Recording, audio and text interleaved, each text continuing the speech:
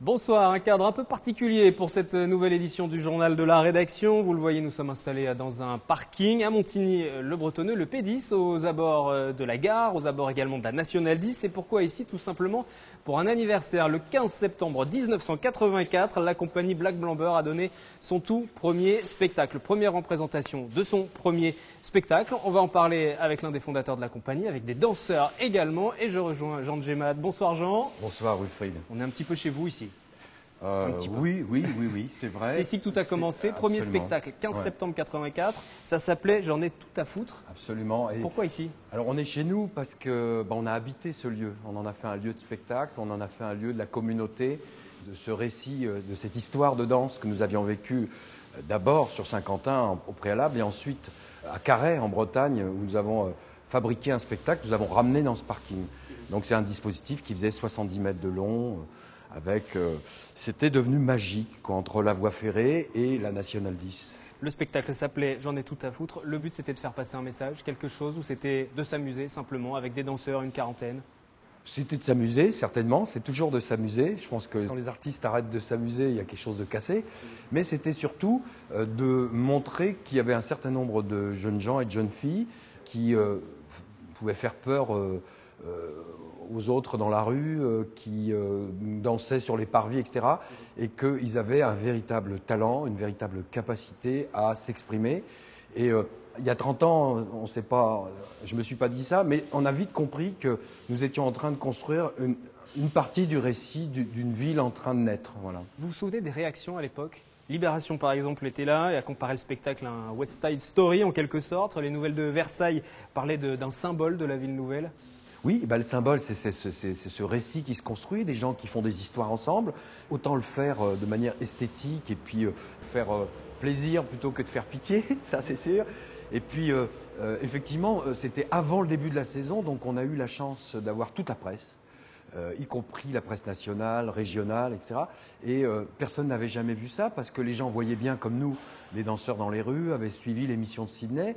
Mais là, nous amenions quelque chose d'autre. C'était déjà un spectacle chorégraphique, construit, pas prétentieux, qui exposait simplement cette joie de vivre, explosive. 30 ans jour pour jour de ce spectacle, 15 septembre 1984, 15 septembre 2014. On va aller tout à l'heure rejoindre quelques danseurs qui ont participé à cette aventure. Pour l'instant, on commence plutôt ce journal avec les principaux titres. C'est une première, les Galeries Lafayette se lancent dans le discount des prix bradés pour cette nouvelle boutique qui vient d'ouvrir au centre commercial des Clés-sous-Bois à One Nation Paris.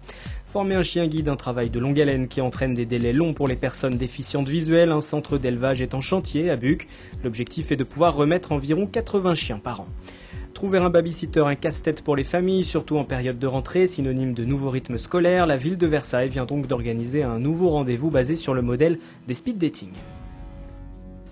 Dans l'actualité de ce début de semaine, le bras de fer entre la communauté d'agglomération de Saint-Quentin en Yvelines, la ville d'Elancourt et les opposants au projet Skidome. La colline d'Elancourt pourrait accueillir, vous le savez, dans les prochains mois une piste de ski couverte. La concertation a débuté avec une première réunion en juillet dernier. Une deuxième était annoncée pour demain mardi. Elle vient d'être reportée. Le projet serait actuellement revu par l'aménageur privé afin de garantir l'aménagement de l'ensemble du site avec un parc floral et des espaces arborés. Les opposants, eux, se réuniront le 20 septembre à 11 h au sommet de la colline pour échanger lors d'un pique-nique. Ils craignent l'impact environnemental ou encore l'afflux touristique à prévoir. Les Galeries Lafayette se lancent à leur tour dans le déstockage. L'enseigne vient d'ouvrir ce week-end une boutique dans le centre commercial One Nation Paris aux Clés-sous-Bois. C'est une première mondiale pour un grand magasin de ce genre. Yolène Torres et William, elle, étaient sur place. Ça y est, les clients peuvent enfin dénicher les bonnes affaires aux Galeries Lafayette. Samedi, aux Clés-sous-Bois, la grande enseigne française a ouvert sa première boutique de déstockage au centre One Nation Paris. Ça m'a l'air quand même d'un très bon rapport qualité-prix, donc j'ai trouvé ça quand même relativement bon marché. J'en suis ravi. Je le trouve effectivement intéressant parce qu'il y a une grande variété, que ce soit pour les hommes, femmes et enfants. Et puis ça apporte, je dirais, un moteur au centre commercial supplémentaire, donc ça c'est une bonne nouvelle. Ça vaut le coup, il y a des marques effectivement beaucoup moins chères. J'ai juste acheté un chapeau.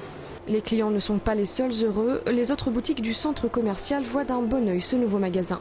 On était vraiment très, satisfaits par rapport à ce que ça a engendré au niveau du trafic. On a eu quand même des nouveaux clients. Et on a besoin en fait de grosses locomotives comme ça et du coup, moi, je pense que maintenant on va vraiment pouvoir faire du commerce comme on l'entend. 11 salariés ont été embauchés pour l'instant, mais la nouvelle boutique pourrait bien augmenter ce nombre si les clients sont au rendez-vous. Politique, la Verrière qui annonce la tenue d'un conseil municipal extraordinaire et d'une réunion publique exceptionnelle ce vendredi 19 septembre à 19h. Une mobilisation qui fait suite à la décision de l'État de sortir une partie de la commune de la zone prioritaire géographique. Une décision qui entraînerait une importante diminution des moyens financiers. Les communes placées en zone géographique prioritaire reçoivent chaque année des dotations devant permettre le développement d'actions réduisant les inégalités. Principal critère d'attribution, les revenus des habitants. Et puis à Coignères, on conteste également les décisions de l'État, mais cette fois-ci, c'est l'idée d'une intercommunalité remaniée, voire même élargie, qui inquiète les membres de la communauté de communes des Étangs. Elle lance une association de défense de son périmètre, conférence de presse prévue vendredi, avant de s'adresser à la population à travers là aussi des réunions publiques. Dans le même temps, l'UMP des Yvelines qui réaffirme son opposition à une intercommunalité de 800 000 habitants, comme l'a annoncé fin août le préfet de région Île-de-France. Le comité départemental présidé par Valérie Pécresse, députée UMP, demande à ce que Saint-Quentin accueille Maurepas, Villebreux, Les Clés-sous-Bois ou encore Coignères. Si vous venez de nous rejoindre, nous sommes toujours dans ce parking là où le 15 septembre 1984, tout a commencé pour la compagnie de danse hip-hop Black Blamber. Fondateurs, danseurs vont me rejoindre dans un instant. On va continuer tout de même à dérouler ce journal et ce chantier lancé pour une école de chiens guides pour aveugles. Un centre d'élevage et d'éducation va ouvrir ses portes prochainement à 2 pas de Saint-Quentin en Yvelines, à Buc. Quels sont les enjeux? Reportage Yolène Torres et William L. Le chantier n'est pas terminé, mais c'est désormais un projet bien ancré. Samedi, l'école de chiens guides pour aveugles et malvoyants de Paris a présenté son futur centre d'élevage et d'éducation canine ici à Buc dans les Yvelines. Un nouveau centre qui viendra compléter le site déjà existant sur Paris. L'école de Paris existe toujours, elle se développe, on va dire qu'elle crée son centre d'élevage et d'éducation pour mieux maîtriser aussi la chaîne du chien guide. Et donc on aura une trentaine de chiens à Paris, une trentaine de chiens ici. Donc l'idée c'est de pouvoir multiplier par 2 la remise de chiens guides par an. Actuellement, chaque année, l'école remet 40 chiens guides et toujours gratuitement. Avec ce futur centre, l'école vise donc le double, avec 80 chiens remis tous les ans d'ici 2018. Cela permettra surtout de réduire les délais d'attente, estimés à plus de 2 ans actuellement. L'école Chien Guide de Paris compte donc développer son propre élevage et voir naître ici 120 chiots par an. C'est un centre où on peut faire plein d'études sur le chien guide. À l'école de Paris, c'est très étroit et on n'a pas trop les moyens. Dans ce centre-là, on aura des sélections génétiques. On aimerait bien avoir notre potentiel génétique, notre banque génétique, que ce soit sur les femelles ou les mâles. Dès leur naissance et pendant 2 ans, les futurs chiens, pour la plupart des labradors ou des golden retrievers, seront éduqués à accompagner une personne malvoyante ou aveugle. Une éducation qui coûterait environ 25 000 € par chien. On va éduquer dans les gestes du quotidien, il va faire des trajets, c'est un chien qui va pouvoir aller sur le lieu de travail, c'est un chien qui va pouvoir prendre le métro, c'est un chien qui va trouver la poste, c'est un chien qui connaît sa gauche, sa droite, qui est propre. On lui enseigne à peu près une 50aine de mots et d'ordres de manière à pouvoir accompagner une personne déficiente visuelle dans le quotidien. Le chien est ensuite remis à la personne déficiente visuelle pendant une petite dizaine d'années, mais n'est jamais vendu ni donné. Le chantier, au coût estimé de 3 millions d'euros environ, devrait être livré à Pâques l'an prochain. Une nouvelle fois, la ville de Versailles a proposé son rendez-vous babysit dating pour mettre en relation parents et babysitters. Alors que la mise en place des nouveaux rythmes scolaires semble compliquer l'organisation des familles, ce dispositif devrait alors simplifier les démarches. À l'hôtel de ville de Versailles, lors de la 5e édition de Babysit Dating, les rencontres s'enchaînent entre les parents et les futurs babysitters. Durant 4 heures, 250 familles sont venues à la recherche de la perle rare. Il faut quelqu'un de responsable parce qu'il y a quand même un enjeu tous les soirs à 4h15 d'être là, d'être ponctuel. Donc voilà, la ponctualité, la responsabilité. Mes enfants ont 6 ans et 3 ans, mais ce sont des filles. Donc je sais qu'elles préfèrent effectivement une jeune fille mignonnette, qui soit propre sur elle, qui soit calme. Et donc effectivement, c'est quelqu'un de ce type-là que je recherche. Comme les autres participants, ces 2 mères de famille disposent d'un créneau d'1 heure. 1 heure pour trouver là ou le babysitter qui pourra notamment s'occuper de leur enfant à la sortie d'école. Une demande qui, d'après la municipalité, semble être une des plus recherchées par les familles versaillaises lors de cette journée. Nous avons énormément de familles, nous avons le taux le plus élevé de naissance, donc on a forcément beaucoup de familles. Et donc il y a un énorme besoin, mais c'est surtout dans le créneau de l'âge de 6 à 10 ans. C'est surtout les sorties scolaires, les mercredis, les soirs.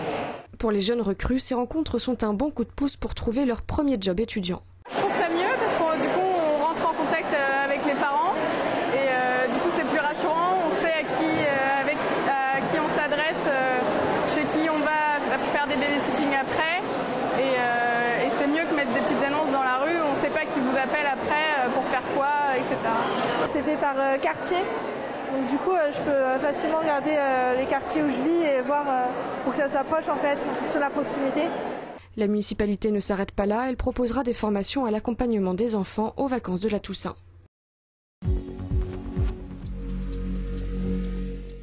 De retour avec Jean Djemad, le fondateur de cette compagnie Black Blamber qui fête ses 30 ans cette année. Et le 15 septembre 84, c'était le tout premier spectacle de cette compagnie ici dans ce parking toujours à Montigny-le-Bretonneux. 2 danseurs de l'époque qui ont participé à cette aventure nous ont rejoints, Ifra Dia, Richard Mpassi. Bonsoir à tous les deux. Bonsoir. Et merci d'être revenu sur ce lieu que vous connaissez forcément très très bien. Quel souvenir vous gardez de cette époque, de revenir ici, de revoir un petit peu le cadre? Ça vous rappelle la façon dont ça s'est passé?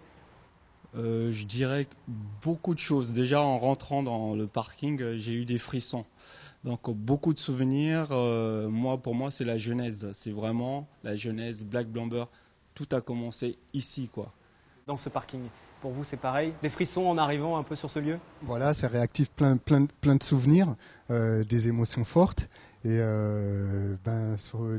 et la danse qui transpirait dans tous ces états. Voilà. Il n'y a pas de vidéo qui reste de ce spectacle, malheureusement. Vous n'avez pas fait de captation à l'époque, mais ça se passait comment?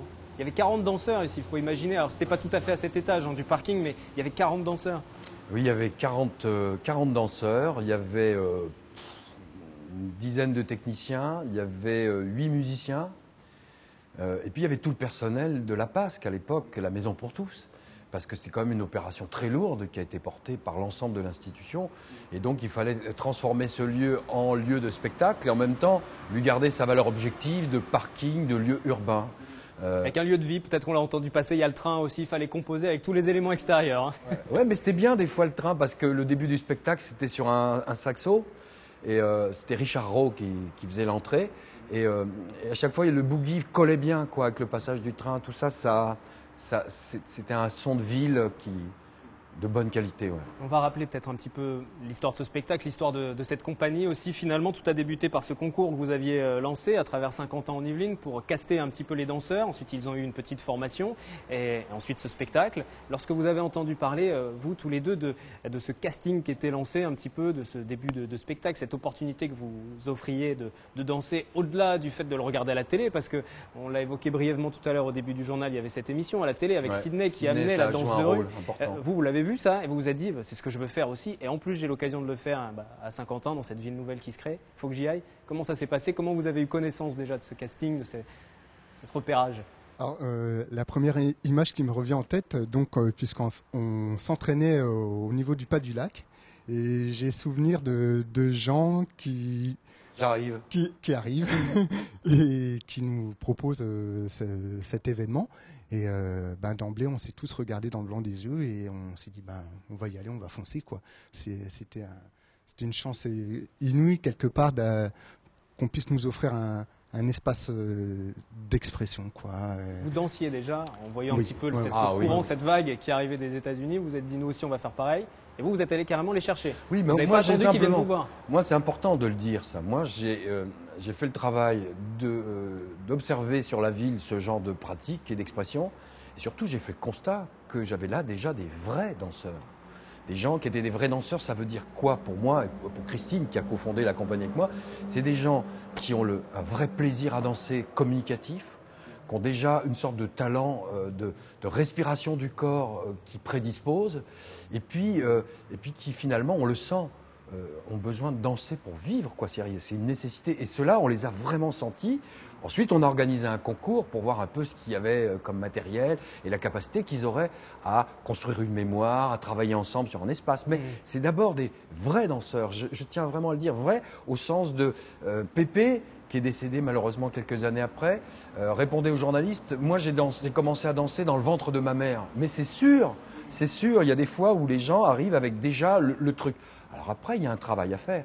Et ce n'est pas les plus doués qui s'en sortent le mieux, parce qu'eux parfois pensent qu'ils n'ont pas de travail à faire. Mais bon, c'est toute cette histoire qui s'est mise en route. La rencontre avec Black Blamber, pour vous? Moi, déjà, en fait, j'ai grandi trap, et je dansais déjà, en fait. Avant qu'on rencontre Jean, on faisait des petits plans, discothèques, mais... Boumaillé Band, ouais. j'ai rencontré. Le groupe s'appelait Boumaillé Band, avec Alex Bint et Sylvain Aubra.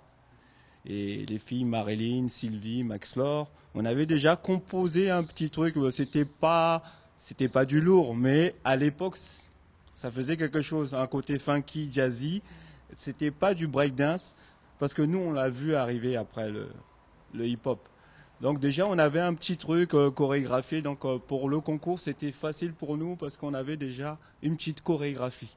Voilà. Et puis, au 7 Mars, on rencontrait Jean. Tiens, je vais faire un concours et tout. Tout a été vite. Donc, on était déjà prêts aussi. Alors après, il y a eu la professionnalisation aussi, hein, on va y venir. Mais juste par rapport à la création, déjà, au tout début, vous aviez des soutiens politiques, financiers? Ah oui.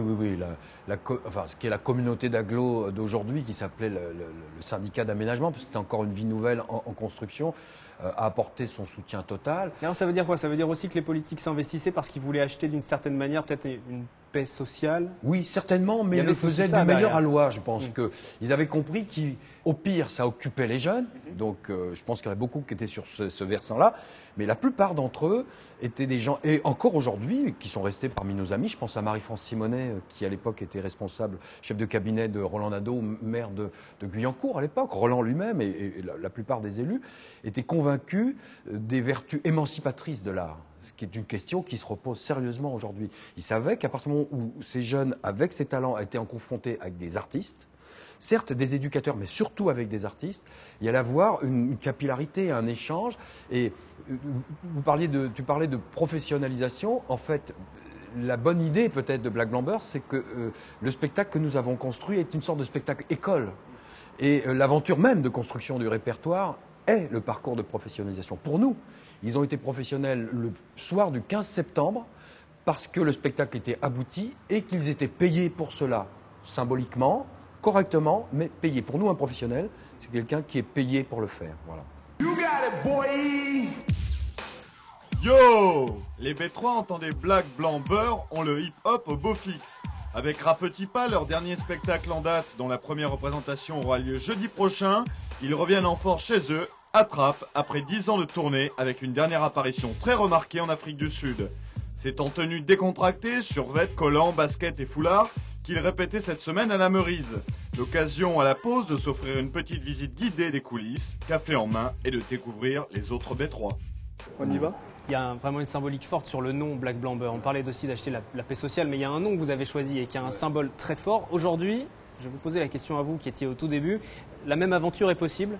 On peut imaginer créer la même chose aujourd'hui avec d'autres jeunes où ce serait plus difficile. Alors on ne va pas revenir sur toutes les difficultés rencontrées par la société, ce serait beaucoup plus long, mais on sait que par exemple à Trappes, l'année dernière, il y a eu un climat de tension avec quelques émeutes. Est-ce que Black Blamber aurait pu exister? Est-ce qu'il faudrait relancer peut-être ce mouvement aussi?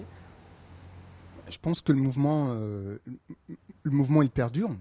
De par sa fondation en 84, donc l'idée continue. De nos jours, oui, et je pense qu'il y a eu des émules qui se sont inscrits dans cette lignée. Le climat est pas le même forcément aujourd'hui aussi. La société n'est pas la même, on voit un Front National qui grimpe aussi... Oui, alors à l'époque, oui, c'était moins prononcé. Il faudrait peut-être remettre injecter un petit peu plus de sauce Black Blamber, quoi. Oui, je pense qu'il faut refédérer. Enfin, je vais laisser répondre Richard, mais moi, je dirais aujourd'hui, en fait, Je suis danseur, chorégraphe. Je suis en train de montrer une compagnie. Déjà, 7 danseurs, c'est beaucoup aujourd'hui. Alors qu'à l'époque, 38, 40 danseurs, c'était tout le monde voulait danser, tout le monde voulait s'exprimer par la danse. Financièrement, il n'y a pas les moyens aujourd'hui. Alors, où faut aller encore en Allemagne? Alors, c'est pas juste sur la volonté. Il y aurait toujours cette volonté, mais ce qui manque pour vous, c'est les moyens. C'est ça, ouais. Pour moi, c'est les moyens. Sinon, avec les moyens, on peut tout faire. Je pense qu'on peut tout faire avec les moyens. Il y a beaucoup d'artistes. Il y a beaucoup d'artistes aujourd'hui qui ne sont pas connus. Mais avec les moyens, aujourd'hui, je pense qu'on peut faire quelque chose. Il y avoir un vrai message social pour canaliser aussi toutes ces énergies. Donc, vous l'avez dit, vous continuez dans la danse. Vous avez votre compagnie. Comment ça se passe pour vous? Ça se passe que j'ai des locaux, j'ai mon école de danse, j'ai pas les moyens, j'ai pas de subvention, donc je me serre la ceinture pour payer mes locaux. L'école se trouve où? Se trouve à Neuilly-Plaisance, et l'école s'appelle Eman, que j'ai monté avec mon frère Claise, qui était aussi danseur dans la compagnie. Danseur de la compagnie Black Blomber. Et alors pour vous, l'aventure se poursuit pour la danse aussi? Alors également, donc puisque j'ai franchi le pas, actuellement je suis chorégraphe et j'ai pu mettre en œuvre 2 projets de danse. Donc on est confronté à des difficultés comme celles que vient de relater Richard. C'est marrant ce discours que vous avez, enfin en tout cas marrant, c'est peut-être pas le terme approprié, mais vous expliquez ces difficultés que vous avez à monter cette aventure, alors qu'on a l'impression qu'à l'époque, il y a 30 ans pour Black Blomber, c'était presque simple finalement. Oui, il faut le dire vite quand même. Oui, mais quand on vous écoute, voilà, on a voulu faire un spectacle, on a pu le faire, les politiques nous aidaient. Non, mais vous il n'y avait pas de frein. Est-ce qu'il y avait des freins pour vous à l'époque? Bien sûr, il y a toujours des freins. Simplement, c'est pas les mêmes. Il y a toujours des préjugés. Souvent, c'est les mêmes, mais ils n'ont pas forcément la même forme. Ce que je veux dire par rapport à la question que tu viens de poser globalement, c'est qu'il y a plus que jamais une nécessité de remettre un certain nombre de gens, pas simplement des jeunes, et pas simplement des jeunes issus de milieux populaires ou de la diversité ou d'origine étrangère, mais l'ensemble de la population dans cette situation de crise, face à une capacité de reconstruire du désir, face à la possibilité de s'exprimer, de reprendre distance par rapport aux difficultés auxquelles on doit faire face. Donc dans leur discours, ce qui est juste, eux c'est des artisans, c'est des praticiens. Ils voient simplement qu'il n'y a plus les mêmes dispositions, il n'y a plus le même état d'esprit de la part des élus et qu'il y a effectivement des replis communautaires, des replis de toutes sortes qui font que on peut supposer, ou pas mal de politiques croient que ce type de démarches ne sont pas efficaces. Moi, je le dis simplement et clairement, je pense qu'on est un des derniers remparts. Nous, pas Black Blomber, ce type de projet, un des derniers remparts à tous les trucs en isthme, à tous les trucs de gens qui ont peur et qui tapent sur la gueule des autres parce qu'ils ont peur, justement. C'est terrible. Quand on est sur un plateau de danse, c'est le corps qui est au travail. Toutes ces peurs, tous ces non-dits qui passent par un regard, par un clignement, par un petit geste, par un tic, tout ça, on le met au travail, on le remet dans les questions qui sont les nôtres de traitement de l'espace. C'est dingue parce qu'à la sortie de ça, les gens prennent une distance par rapport à ce qu'ils vivent. Et puis évidemment, quand l'aventure est une aventure qui permet de sortir de chez soi, alors oui, on s'affranchit de Trap City, mais alors dans le côté, je dirais, péjoratif, c'est-à-dire le côté trap qui s'enferme sur lui-même, parce qu'il y a aussi des côtés absolument sympas et formidables dans Trap et que je revendique moi aussi en tant que trappiste. Mais voilà, c'est ce côté-là. Et effectivement, aujourd'hui, l'art... la culture d'aménagement, celle qui consiste à fabriquer des beaux théâtres, l'emporte sur la culture émancipatrice. Et moi, je prône qu'avec moins d'argent, il faut faire un meilleur choix pour équilibrer l'aménagement avec l'émancipation. Et permettre à ces danseurs qui ont commencé l'aventure il y a 30 ans de poursuivre cette aventure avec d'autres jeunes parce que vous voudriez le passer ce relais à présent. En tout cas, Black Blomber, qui fête ses 30 ans, organisera un spectacle pour l'occasion. On aura bien évidemment la possibilité d'en reparler sur cette antenne. Vous viendrez, Jean Djemat, vous serez le bienvenu, mais juste en 2 mots. Et Christine aussi, parce que là, elle est en répétition aussi, avec une autre partie de l'effectif. Donc il y aura 2 dates, on peut déjà en parler, mais très brièvement. Le 21 et 22 novembre au Prisme. Donc nous présentons Travelling, qui est un spectacle que nous reconstruisons au travers pour faire dire autre chose à notre répertoire. Et le 17 décembre, à la Meurise, il y aura la présentation du travail de processus des B3 juniors. Donc on a poursuivi, la ville de Trappes, Saint-Quentin nous a soutenus, nous, sur le territoire, pour poursuivre, pas tout le temps, mais enfin bon, ces 6 dernières années, on a fait vraiment un travail conséquent. Donc nous présentons Paradoxe. Nous espérons pouvoir nous faire remettre la distinction de chevalier des arts et lettres que Christine et moi avons reçu pour le conte de Black Blamber, donc c'est le bon endroit et le bon moment. Et ensuite, il y a un after, il y a une soirée qui sera ouverte au public, qui sera présent. On garde le mystère, on n'en dit pas plus. Alors on n'en dit pas plus, mais c'est le 17 décembre. Et non, mais je comptais ne pas tout annoncer, mais il y aura quelques artistes très connus avec lesquels on a travaillé qui ont répondu présent. Voilà. Beaucoup de monde a gravité autour de cette compagnie Black Blamber. Vous serez présent pour cet anniversaire. Vous allez faire une petite démonstration pour l'occasion. Voilà, c'est ce que j'allais vous demander. Vous êtes impliqué. Ouais. Oui, tout à fait. Donc on est encore là, puis on montera sur les planches pour ce pont générationnel avec toutes les générations de Black Blamber sur le plateau. 30 ans de Black Blamber réunis sur un seul plateau. Merci à tous les trois. Le cadre était un peu particulier pour ce journal, sur ce parking à Montigny, le Bretonneux, pour fêter le 15 septembre 84 les 30 ans de la première représentation. Merci. Et le t-shirt qui va avec, le t-shirt de l'époque. Le premier t-shirt. Historique. Il y en a qui disent vintage, mais bon, ça fait un peu anglais pour moi. Merci également à la société qui exploite ce parking de nous avoir permis de nous installer. Réalisation Romain Ruspini, au cadre Patrick Jacques de Dixmude et Elodie Moine. Moi, je me retrouve demain, mardi 18h, sur le plateau du JT, un plateau plus classique, forcément.